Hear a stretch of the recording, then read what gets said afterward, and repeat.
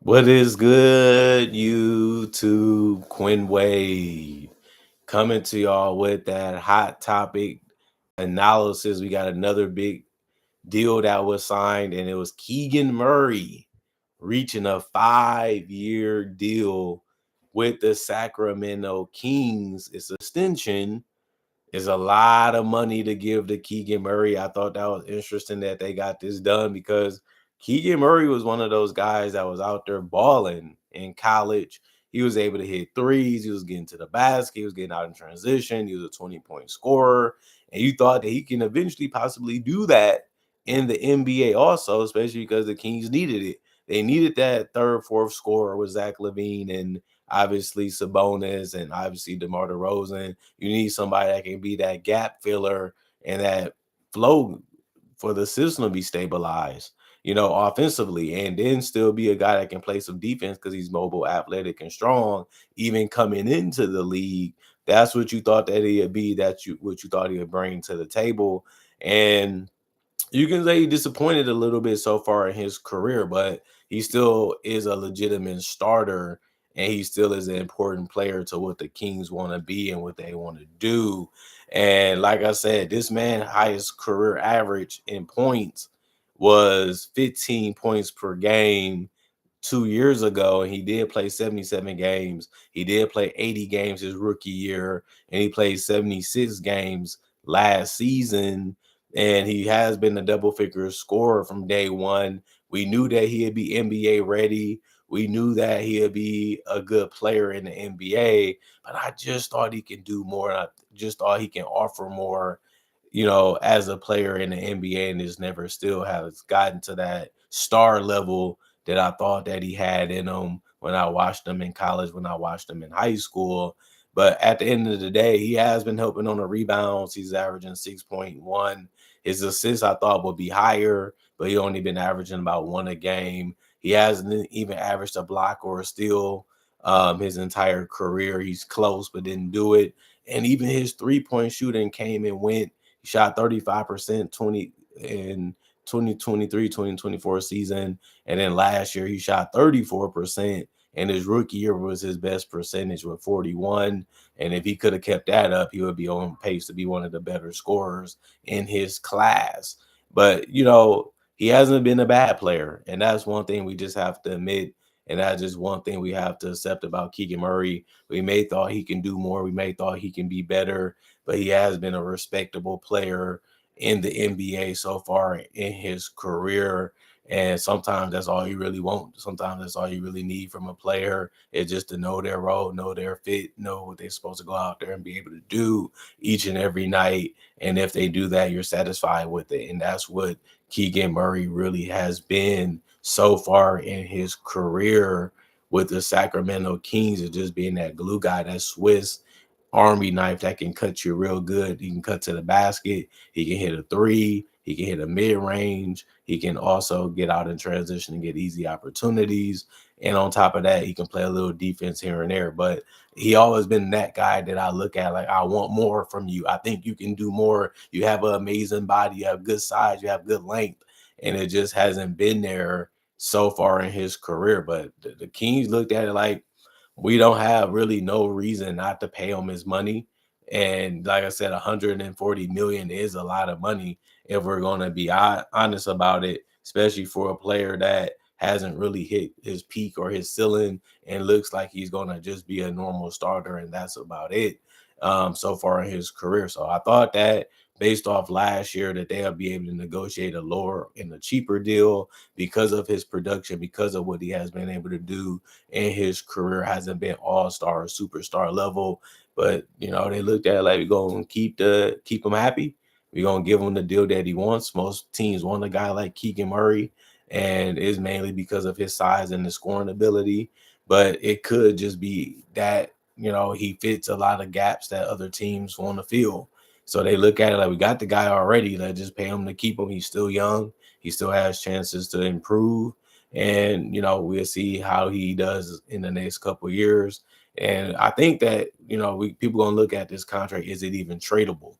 that's something that you have to look at too, because if you don't like what he's doing, or you don't feel like you're reaching your ceiling, or you don't feel like you're getting far with him, and you think that you're stuck with him because he isn't growing, isn't improving, so the team isn't really getting significantly better or even slightly better, that you might have to trade him. This can be a Michael Porter Jr. type of guy where he might take the shots, he might take the blame for being a guy that fits well with the team, but also not really helping the team get to another level.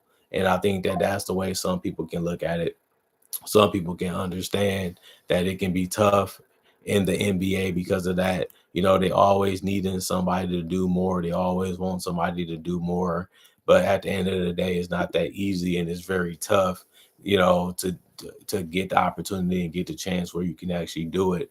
And Sacramento giving him the chance, he just hasn't been able to show that he can do more at the NBA level just yet. It's just something that I think about as being a guy that watched a lot of basketball, seeing the things that he's blessed with and seeing the things that he still doesn't do and still chooses not to do, or still ain't really doing on the court. It is a little frustrating seeing him not reach, you know, at least a 20-point scoring level or more, like he was able to grow and improve and do in college. But it is what it is, you know what I mean? And they still like him, they still want him, and other teams might feel the same way about him like they do.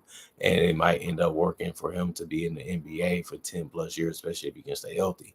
Another thing I wanted to talk about is Malcolm Brogdon announces his retirement from the NBA.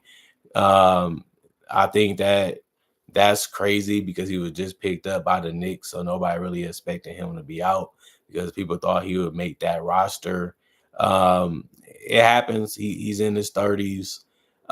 He has been injured and beat up throughout his career, and he has at least showed that he has took chances and took gambles to possibly be a guy that can play off the bench or be a starter, or just be a guy that understands that he's out there to do whatever they ask him to do. And I think that that's something that they knew and wanted to figure out with them as coaches and as teams. He just never hit that all-star level. He always had a level two that you thought that he'd get to and he'd be able to be on, but it just never fully materialized into much because of the injuries. But that is part of the game. Unfortunately, we have to like it. We have to accept it because it's something that everybody has to deal with, and it's just something that's painful to watch as a fan because you wanted him to be better. You felt like he was going to be a good player that's going to be a great addition to the team, and he was just never really able to get it going. Um, the Bucks did sign Alex Antetokounmpo to a two-way deal, and they did waive Bouye. That was about 2 days ago, and that was unfortunate for Bouye, but it happens. But Alex Antetokounmpo had appeared in one game this season. He appeared in 29 games in Europe, averaging 1.2 rebounds in 5 minutes. He wasn't really good enough to get on the court and make an impact or be a difference maker when he was out there on the court. Thanasis actually is playing decent so far in preseason, taking high percentage of shots, using his strength and his athleticism to score. Like I said, these guys are so long and so tall that that's one of their advantage, and that's all they really have to do is play off other players and get out in transition or play in the passing lanes or just try to catch people off guard with blocks, turn it into transition, and then they're gonna be getting buckets. You know, they can't do what Giannis is doing, but that's fine. We just need y'all to come in and do what we need y'all to do, and we'll be fine with that so far because they have to start somewhere, and then you want them to grow a little bit more when they get comfortable and they show they can do more, and everybody's on board with it when they see it themselves. And that's the purpose of, you know, training camp. That's the purpose of preseason, and that's the purpose, obviously, of scrimmages. But, you know, Alex was signed mainly because he was Giannis' brother. They want to keep him as happy and as comfortable as they can to keep him on the roster. When you have a player like Giannis, you kind of bend over a little bit just to keep him happy because you can figure that we can't get a player this good or this great, you know, right away, or it's going to take us some time to develop the next Giannis for the Milwaukee Bucks. Eventually, they're going to have to move on from Giannis. Eventually, Giannis is going to have to move on for the Bucks. Even if he plays his whole entire career with the Bucks, it's going to be that period where we're going to have to find another star in Milwaukee eventually, and that's just how the game goes, and that's just how the sports goes. And can't wait to see what that player is going to be. But right now, we gotta love and enjoy what Giannis is still bringing to the table as a Buck, and hopefully they can build a roster around him again that can compete at least for one more run for an NBA champion. You may not win it, but you want to feel that you have enough to win it. And then it's about going out there, controlling what you can control, doing what you can do to help your team win and feel that, I'm still loyal and I'm still committed, but I still feel like y'all doing your part too.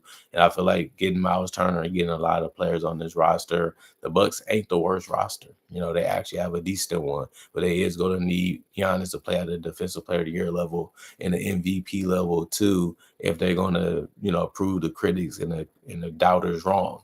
And we all going to have them. We all going to get them. It's just about going out there and dominating like he has shown that he can do, and trusting and believing and building up his teammates and their confidence as much as he can, so that way they can go out there and perform and do their thing to the best of their ability, but also allow Giannis to do his thing at the best of his ability.